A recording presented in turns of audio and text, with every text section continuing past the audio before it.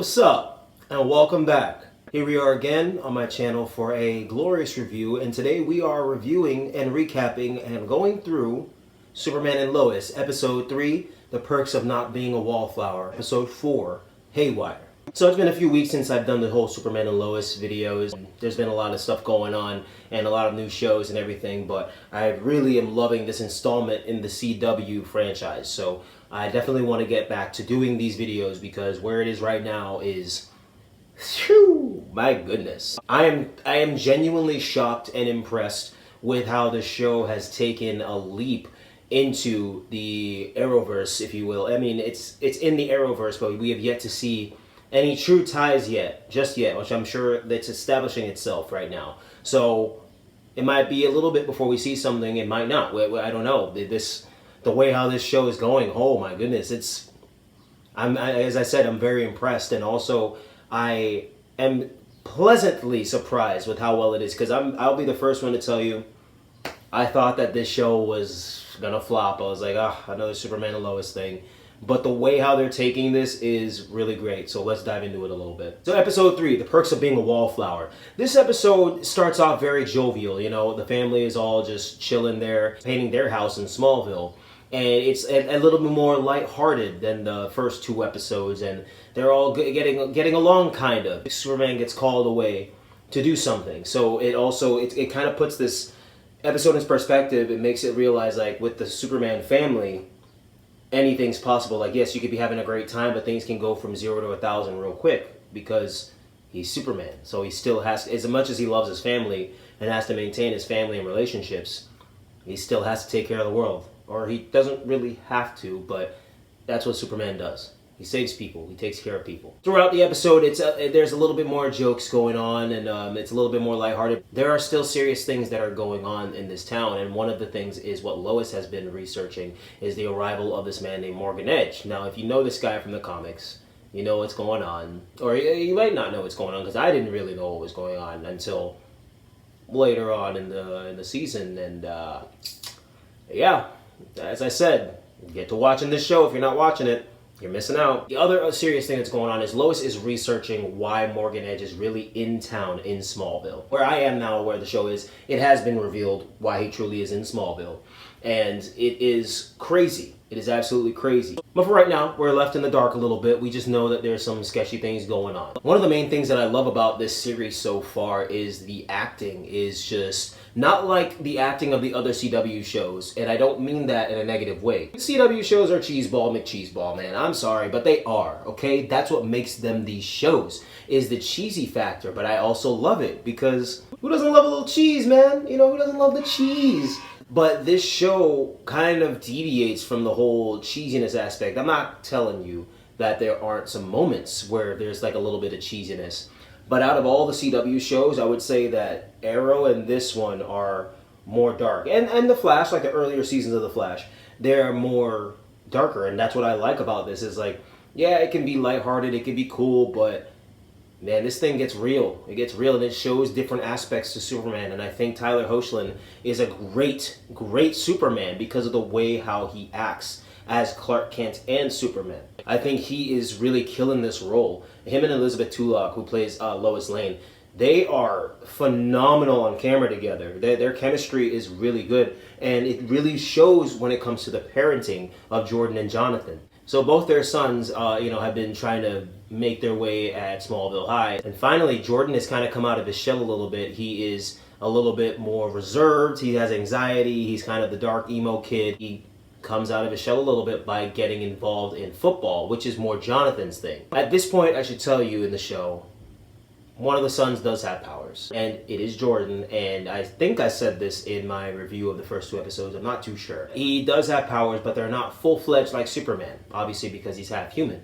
He needs an outlet, and he takes it to football, and he's pretty damn good at football because he's got enhanced strength. Football is more Jonathan's territory, so I like to see the dynamic here between Jonathan and Jordan, because another thing I love about this show is even if one of the brothers is wrong, they'll say it, but they still have each other's backs. And normally in stuff like this, you have one really snooty brother and one chill brother or sister or whatever, and they're not on the same page. But for the most part, they both are on the same page. And when something goes down, Jonathan's got Jordan's back, and Jordan's got Jonathan's back. It's a nice dynamic that they have in this show. So throughout this episode 3, it's mainly Jordan getting involved in football and taking out his aggression more on the football field than, getting cooped up and then losing control of his powers. Jonathan, I kind of feels slighted because in the comics, Jonathan Kent is the one that has powers, but in this show, he does not, yet at least. So it's interesting to see that. And, he was a popular kid back at his school in Metropolis, and now he, is kind of not. He's kind of isolated. He doesn't know what to do with himself. So it's interesting to see him and still not really be jealous of his brother, but to be on his brother's side, to help him out. That's one thing, or another thing that I love about this show. To kind of segue into episode 4, because this episode 3 was mainly about that. And then we get into episode 4, which is called Haywire. Now this gets a little bit crazier. There's a guy named Tag. He is friends with all the kids at school, Sarah and Jordan and Jonathan and everybody. And he was at the bonfire party when Jordan's powers came out, and he shot heat vision at the campfire, which caused a huge explosion. And we find out that this guy Tag, who's on the football team as a wideout, I believe, he injured himself at the bonfire because of Jordan's powers. But what we didn't realize, or what we didn't know or to expect, is Jordan kind of sort of slightly gave Tag some powers because his body starts going haywire. He's in a cast, and you see a scene where he's in the bathroom and he's just vibrating and he can't stop, and then he vibrates the cast off and he's fine. So this episode is establishing a lot of different things that's going on in the show and that we're going to be introduced to. So this episode, I want to say, is very, very crucial, in my opinion, to the overall theme of the show and the theme of Clark and Lois, because it shows how Superman gets spread so thin that even he can't make everyone happy. And I think that is something that we needed to see when it comes to Superman or these beings, is that even with all this power in the world, he still couldn't really make everyone happy. He helped out the DOD, but he couldn't make it in time to help out his wife, who really, really, really needed him for a vote. So it just goes, the writers of this show are really doing it well, because they're really trying to paint a picture here of this perfect man in steel is not really so perfect. He can't even balance out his family and saving everyone and keeping the DOD happy. Lois's father, Sam, he runs the DOD, and his kids, it's hard for him. It's really hard. So it's just, this episode really kind of dives into that. He gets sent on a wild goose chase, and he was supposed to be there for Lois. It shows that they're both alone in certain aspects, but they're alone together. They kind of were on a separate page, and it was actually kind of, I wouldn't say rough to watch it. It was just slightly sad to see that Lois was like, I get it that, you're Superman. I cannot ask more of you, but I'm your wife. I really, really need, the one time that I really genuinely, truly, deeply, and desperately needed you, you weren't there. It sucks because I kind of feel her. Yeah, he's Superman. He's constantly saving people, going around doing this. But his wife really needed him. Really, really, really, really, really needed him. And he really wasn't there.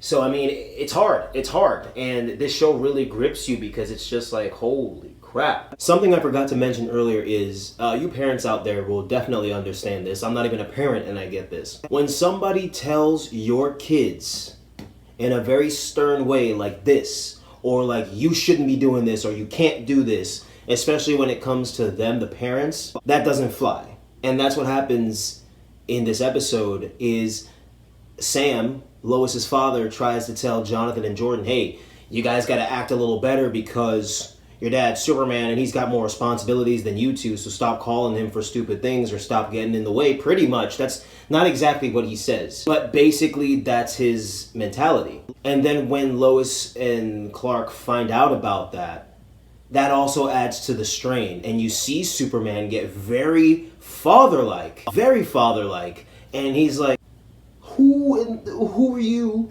to be talking to my sons like that, bro? Don't get that out of here. Even his own daughter, Lois, is like, who are you to tell them not to contact us? What's wrong with you? He definitely overstepped, and I think you parents out there will agree with this when Lois and Clark get so angry about it. And I kind of, no, I'm sorry. No, I don't even get where Sam's head was at, because look at who their dad is, bro. Like, I get that he has, you know, a contingency plan, which I don't understand how they haven't had one already. You know, that's like some Batman thinking. Have a contingency plan just in case an evil Superman shows up, or if he goes out of control. That's something I definitely wanted to make sure I got in this video, is the whole parenting aspect of this show. It definitely is not what I expected them to do, but I love that they're doing it. It really paints a different picture of Superman and Clark Kent for you. The reason why she was so upset is because she's trying to nail Morgan Edge and trying to figure out why exactly he's in Smallville, which he's in Smallville because there's Kryptonite X in the mines underneath Smallville, which Kryptonite X is the consciousness of various Kryptonians from back in the day that they can pretty much implant into people, like their minds into people, their minds and consciousnesses into people. They don't know that yet, but that's what Kryptonite X is, you know, and it's nuts. It's nuts. All in all, these 2 episodes are really phenomenal, and I appreciate you guys sticking with me through this. I am loving this show, and I really wanted to describe these episodes in more detail, but I'm saving that for the next 2 episodes, episodes 5 and 6, because a lot goes down, and I'd really rather talk more about that than about these, you know. So I'm glad that you guys stuck with me through this, and I appreciate you watching this if you did. So thank you for joining me for kind of my recap / getting my thoughts out there about Superman and Lois episodes 3 and 4, the perks of not being a wallflower, and Haywire. If you enjoyed this video, if you enjoyed just seeing me talk, or if you enjoyed me, please like the video and comment down below. Let me know what you thought. Have you started watching Superman and Lois? Are you watching it? Or do you think it's a little too hyped up? What are your thoughts? Let's discuss, man. Alright guys, thanks again. Until the next one.